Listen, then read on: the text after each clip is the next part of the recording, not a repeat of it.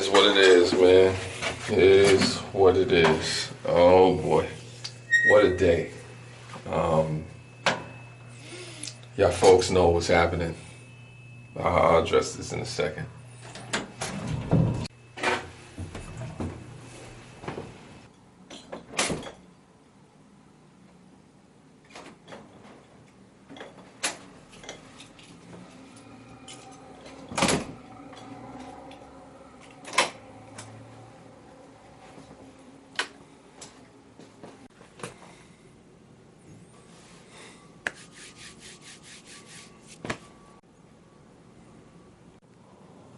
I would say good afternoon, but that's probably not appropriate right now. I mean, folks know what it is. I ain't mad at the folks that didn't vote, though. I mean, I don't think that's the problem. I mean, and, for the people that voted for homie, for Trump, that's your business, too. Folks have their right to choose what it is they choose. Those folks that are against what's happened, and can't understand, let's get into that. It's like, realistically, why did this happen? And folks need to understand, Trump's people did a better job at, getting the populist vote out there, to support his point of views. It's important for folks to understand that, there's many of us out there who didn't take Donald Trump seriously. Looked at him like a carnival barker, a buffoon, a reality television star, a joke, just didn't take it serious. A lot of us didn't take him serious, and that came at a price. Folks chose to say, hey, why vote? Both of the candidates are crooked. Hillary with the emails, him with the misogyny, things of that nature. So, you don't vote, or you don't take it serious, or I'm going to vote for Trump because he promises certain things, or you don't want a politician, whatever the case may be. But what folks have to understand is that for those people that voted for Donald Trump because you wanted an outsider, I don't know how you have a billionaire outsider, as the president, but, that remains to be seen how that's going to shake out. Regardless of what you didn't want Trump to be before he got into office, he's gonna have to play the political game in order to get things done. And things are not gonna go as folks say. There's gonna be problems simply just because Trump is a wild card. He does his own thing, runs by, his own agenda to the tune of his own drum. I mean, he's had problems with his own party, other stuff. What is this all about? It's about us as an American people. What do we want to send, the message that we want to send to the next generations, to, folks in the world out there watching. I mean, what are we about? When we have a presidential candidate who said the things that they said and done the things that Donald Trump has done, is this who we are as a people? Now, of course, you respect it as the president of the United States, or you curse him, but, you don't get too outrageous with it. But at the same time, it does, lead to the fact that it's not so much about folks not voting, because the divisive reality that we live in with American politics, or the nature of this country, has led to the environment to where somebody like a Donald Trump could exist, and he was allowed to come in, step in, and do his thing, because we live in a divided country, a broken system. And it's been that way for years. Talked to a couple of people about it, and we've suppressed a lot of different things. We've let it, go to another day, or somebody else will handle it or take care of it. And that's what led to the environment being created for somebody like a Donald Trump to come in. I mean, the Republicans with the infighting that they have, the Republicans and the Democrats, it's people in the Democratic Party having issues, a totally divided system that causes somebody like him to be able to seize upon, any opening that's there.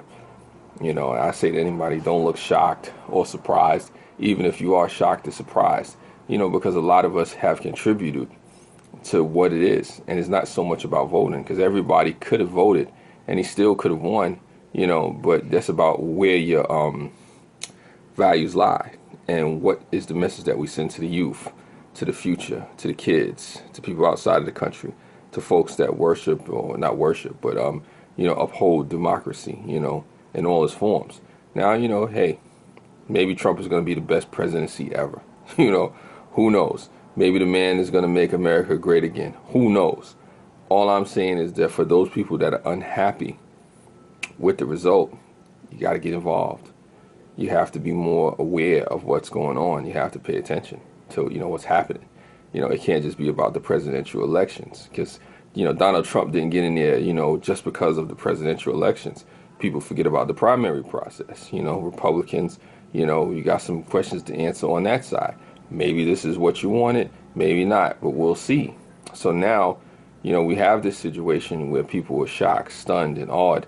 And it's something that we have to deal with. It's a reality that's facing us. Who are we, and what is our identity as a country, as a nation, as a society? Is this the message that we want to send to the world, to the youth, to the future?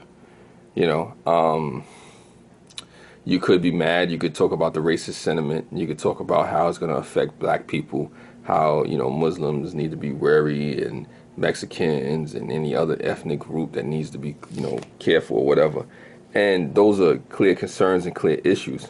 I say to anybody, we still, need to get along with each other. We still need to fight to work together on doing what's possible. Are you going to have folks out there that's going to be racist about the situation, that's going to be bigots, that's going to do certain things, that's going to try to push forward certain agendas that are not conducive to, the right, things in society?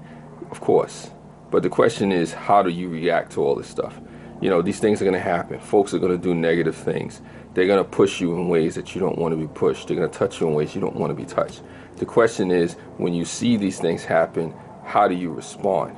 That's the key. Because something like this can happen and we can make it worse. Or we could, literally try to put it in context and to figure out what it is that we're supposed to be doing.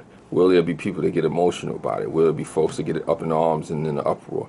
Yes. I'm just trying to do my little part and just bring some civility to the situation. I'm not saying a whole bunch of people are going to watch this and say, oh, well, Mel said, so now we got to do.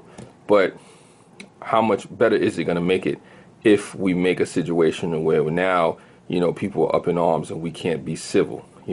We have to practice civility as much as possible. Of course, there'll be jokes. Of course, there'll be times when they say, oh, God, how do we let this man in office? But the reality is he got into office because folks were so divided. I think it was Lincoln, President Abraham Lincoln said, united we stand, divided we fall. Jesus said, a house divided against itself cannot stand. But folks, tend to, just forget that, push it aside. Everybody's so focused on their own agendas and what works for them. Folks are not really realizing that we are all one people.